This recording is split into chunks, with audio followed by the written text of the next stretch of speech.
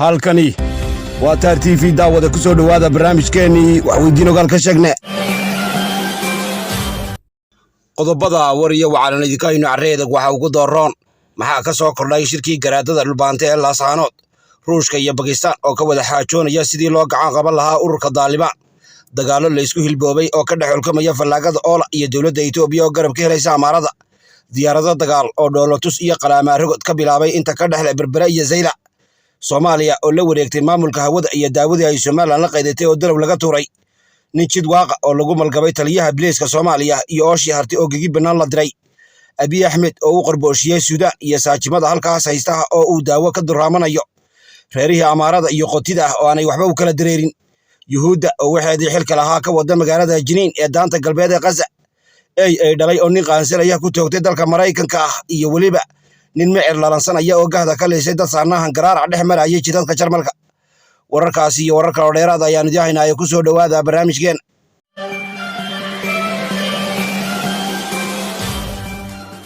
wararka naga soo gaadhaya galbeedka dalka Itoobiya ayaa bitinaya inay halkaasi ka socdaan dagaalo aad u qadhaadh oo u dhexeeya ciidamada dawladda dhexe ee dalka Itoobiya iyo fallaagada oola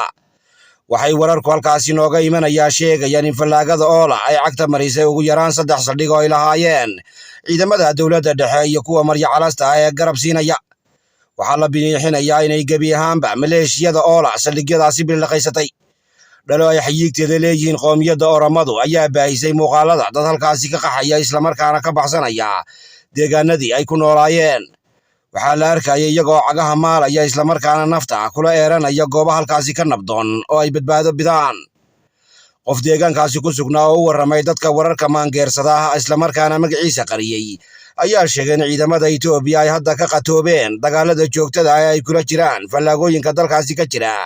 sida Bashaangul oola iyo Tigray oo ay hadda birta kala qaadeen dhinaca kale dawladda Itoobiya ayaa si weyn ugu eedeysay dalalka Suudaan iyo Masar inay taageerayaan fallaagooyinka mintidka ee dalkaasi ka alaaqaysta dawladda Itoobiya ayaa sidoo kale dalalkaasi ku eedeysay inay dabada ka turbaadinayaan kooxaha nabadiidka ee dadkeeda iyo dalkeedaba ku kacsan ama ku dagaalamaya dawladaha Masar iyo Suudaan ayaa ah kuwa la isaga carra qaaday Itoobiya jeer iyo intii la faarfaaray kalshinta winiiqale biyo xidheenka Abaay kuwaasoo muddaba si weyn ugu kala tagana arrimaha dhaqaalaha siyaasadda iyo socodka bulshada sidoo kale dawladda Itoobiya ayaa tuhunsan in wadamada reer galbeedka ay raalli ka yihiin ama ay dhiiri gelinayaan fallaagooyinka iyo gabraaratadan dami weyday ee mar walba ka soo noolaanaya waqooyiga iyo galbeedka dalka Itoobiya kuwaasoo ay doonyaqaad ka yihiin dalalka Masar iyo Suudaan xagga kale ciidamada dawladda dhexe ee Itoobiya ayaa dhowr goor oo hore sheegay in goobaha ay gabaadsanayaan kooxahaasi ay yihiin dhul aad u adag oo buuralaya isla markaana ay deegaan ka yihiin iyagu si buuxdana u kala garanayaan surimadeeda socdeeda sabadeeda sakalaheeda sararkeeda sugumadeeda iyo weliba salaxyadeeda ciidamada dawladda dhexe ee dalka Itoobiya ayaa sidoo kale biniixiyay inaanu gaadiidku dhulkaasi geli karin waxay sheegeen ciidamada Itoobiya inay fallaagada oola tahay kuwa lugaynaya gaadiidka ay adeegsadaan uu yahay dameero baqalo fardo iyo wax la mid ah oo aan dhaamin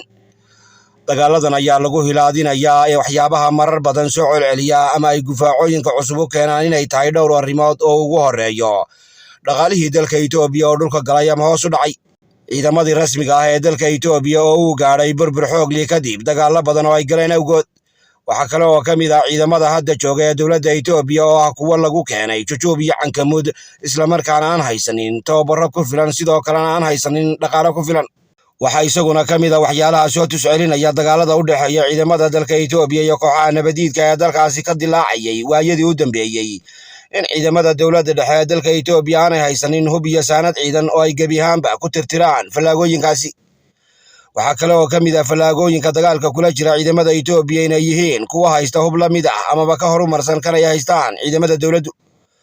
ugu dambeyntii fallaagada oola ayaa ahay tan dirirta ugu baan kula jirtay dawladda Itoobiya ilaa iyo goortii ay heshiiska kala qayteen fallaagadii dab iyo halaska ahayd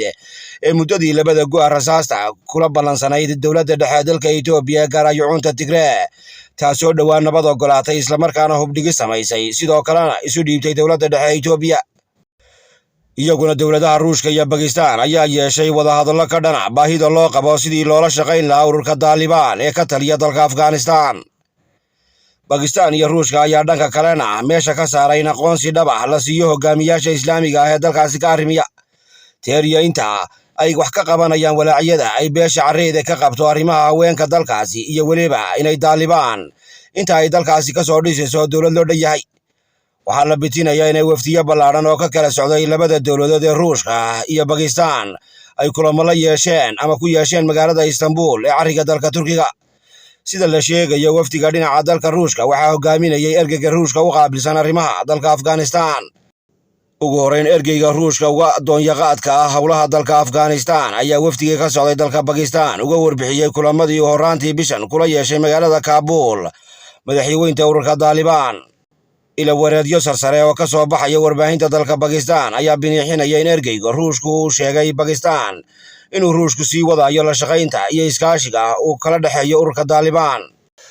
walaalkaad nagala socotaan waa TAR TV iyo wararka ka imanaya magaalada Laascaanood ee xarunta gobolka Sool ayaa shaaca ka qaaday inuu halkaasi ka jiro buuq iyo kala qaybsanaan ka dhex jirta dadka degan ceelka Laascaanood iyo inta haysa.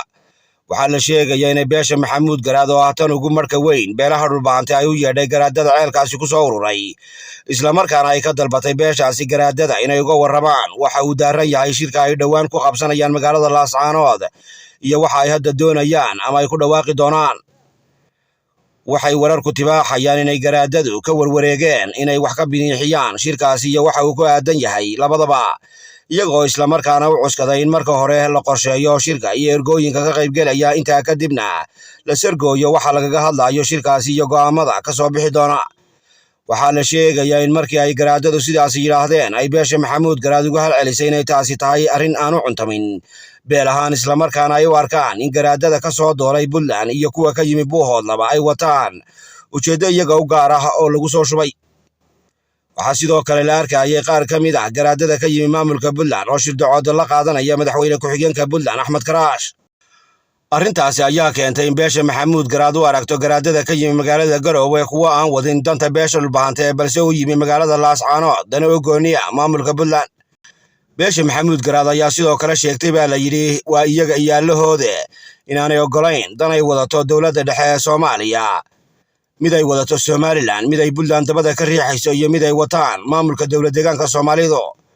beesha ayaa sidoo kale sheegtay in waxa kaliya ee ay ogoshahay uu yahay dan dhulbaantay oo qura iyo sidii wax la isula meel dhigi lahaa ama u lafaguri lahaayeen una fahambiyi lahaayeen beelaha dhulbaantay arrimaha u gaarka ah iyaga, sidoo kalena qodaxda iyo shilintaba looga guri lahaa danta midaysa beelaha dhulbaante. waxaa kale oo ay beeshaasi sheegtay in wixii intaas ka baxsan ama ka leexsan amaba ka bariiqsani ay yihiin waxaan qumanayn ama aan u cuntamayn beesha Maxamuud Garaad. waxay wararku sheegayaan in sidaas lagu kala tegay iyada oo aan waxba la isku afgaran isla markaana loo ballamay in mar kale la isku soo laabto. dhinaca kale waxaa la sheegayaa inay dhowaan magaalada Laascaanood ku soo fool leeyihiin odayaal ka badan 70 kuwaasoo isugu jira waxgarad, qoorweyn, xeer beegti, guurti, nabadoono, dhaqan-yaqaano iyo abwaano ka soo kala jeeda beelaha habar jeclo iyo habar awal. sida la sheegay odayaashaas ayaa u toogahaya sida ay ceelka Laascaanood uga abuuri lahaayeen nabadayn, xasilin, dejin, isu soo jiid, isu soo dhoweyn, isu soo maqayn iyo weliba isu soo dabaalad u dhaxaysa beelaha halkaasi ka ceel haya iyo xukuumadda. waxaa la sheegayaa in odayaashaasi halkaasi u tegi doonaan sida ay kulamo ula yeelan lahaayeen odayaasha waxgaradka, nabadoonnada iyo dhammaanba qaybaha bulshada kala ologga ah ee ku sugan magaalada Laascaanood. waxaa la biniixinayaa inay sidoo kale odayaashaasi ku han iyo hami roon yihiin inay ceelkaasi ka hirgelin doonaan nabad waarta iyo isafgarad dhab ah oo ay magaaladaasi ku tallaabsato marka ay cagaha dhigaan. walaalkaad nagala socotaan waa TAR TV iyo wararka naga soo gaadhaya magaalo xeebeedda Berbera ayaa tibaaxaya inay hawl xoog lihi ka socoto gegida diyaaraduhu takara dhabtaan ee magaalada Berbera. waxaa sidoo kale magaaladaasi laga soo sheegayaa in badda ka xigta dhinaca galbeed lagu arkayay maraakiib kala duwan oo halkaasi guureynaya. waxaa sidoo kalena laga dheehanaya xagga cirka diyaarado badan oo dabaysha sare ee magaalada Berbera iyo ilaa daafaha galbeed ee magaaladaasi baa rogaalaysanaya ama ku faraka ciyaaraya. waxaa iyagana la dheehanayay ciidamada sida gaarka u tababaran oo ka daadanaya diyaaradahaasi. warar kale ayaa biniixinaya in lagu arkay dabaysha sare ama hawada sare ee magaalada Hargeysa diyaarado isku siinaya shidaal ama isku waraabinaya halkaasi. dhanka kale dadyow aanu la xidhiidhnay oo ku sugan magaalo xeebeedda Berbera ayaa noo bitiyey inay u malaynayaan inay halkaasi yimaadeen ciidamadii laxooska ahaa ee dalka Maraykanku kuwaasoo dhowaan horraantoodii la furay. waxay sheegeen dadkaasi in wararka kutirikuteenka ah ee ku soo duulaya dhagahoodu uu sheegayo in dhaqdhaqaaqani uu yahay mid loogu diyaar garoobayo dhoolatuskii ciidan ee dhowaan laga furayay magaalada Berbera kaasoo ay samayn doonaan ciidamada Maraykanka iyo 20 dal oo Afrikaan ah. isku soo wada duuba waxaa in muddo ahba halkaasi ka socotay sahan socod dhuuhayn diyaar garow baadidoon guridayasho horseed iyo baadigoobka loogu toogahayo goobaha ambalinka ah ee wax lagaga daadinayo ama hilka iyo heeryadaba la dhiganayo. waxaa la sheegaya inay arrimahaasi ku howlan yihiin dhowr dowladood oo ka mid ah kuwa carreeda ugu tunka roon, kuwaasoo ay ugu horeeyaan Maraykanka, Ruushka, Imaaraadka Carabta iyo dalal kale oo dunida ka mid ah. ugu dambeyntii sida wararku sheegayaan dhoolatuskan ayaa la hilaadinayaa inuu si dhab ah uga furmo magaalo xebeedda Berbera horaanta bishan inugu soo aadanay labaad. warkeena labaad intaynu u gudbi doono daawada waxaan idinkaga tegaynaa intaa warranay waxaanu ku darna ma ogin wax weydiin ogaal ka sheegnay. waa Maxamed Aadan Dirir, nabadgelyo iyo nooli kulante.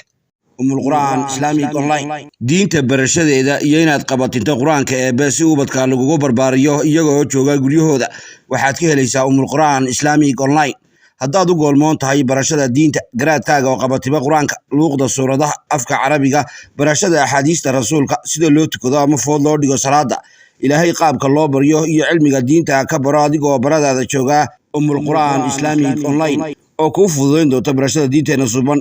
kala xiriir wixii faahfaahin ah aleenada shaashada kaaga muuqda Qur'aan Islamic Online.